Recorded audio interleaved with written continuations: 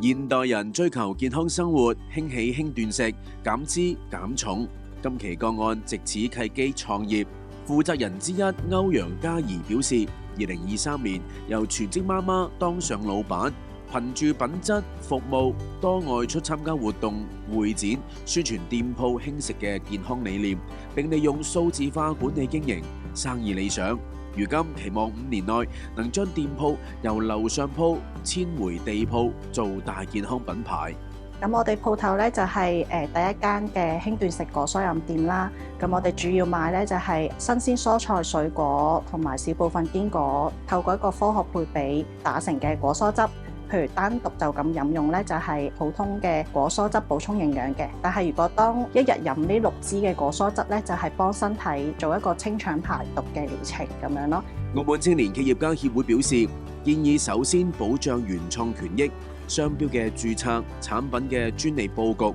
即製作產品嘅配方同流程要保障好，即商標同著作註冊必須涵蓋好品牌嘅名稱、商標、菜單嘅設計以及包裝等等。增加客源方面，可以利用經銷商嘅模式，或者用一啲健康博主或健身博主合作銷售運動加飲食嘅課程，提供運動後恢復嘅套餐。我哋咧主要就係做線上社交平台係啦，咁去做一啲線上嘅推廣。譬如1個月定期揾3日去幫身體去做一做清腸排毒咧，係一個而家比較流行嘅養生方式嚟嘅。跟住然後有興趣嘅客戶就落單。咁我哋平時主要都係做預訂單為主嘅。咁我哋嗰啲客人咧，通常就會係想幫身體清腸排毒啦，或者有啲人想管理體重啊咁樣。中銀中小企服務中心建議，關於開設加盟店增加品牌效應，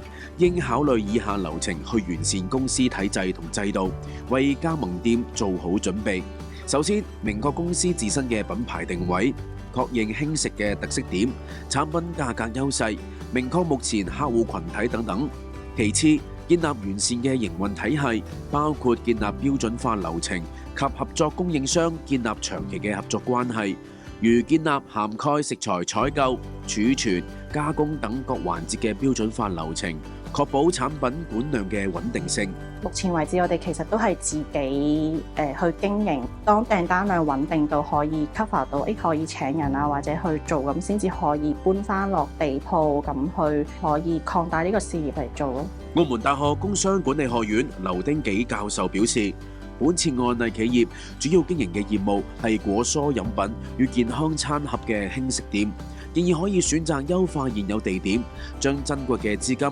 用喺升級設備，做好宣傳，維持原材料品質，可以網絡直播方式展示品牌形象，傳遞品牌價值同承諾，並加強網絡宣傳，持續以自有小程序銷售接單交易，同消費者維持黏性。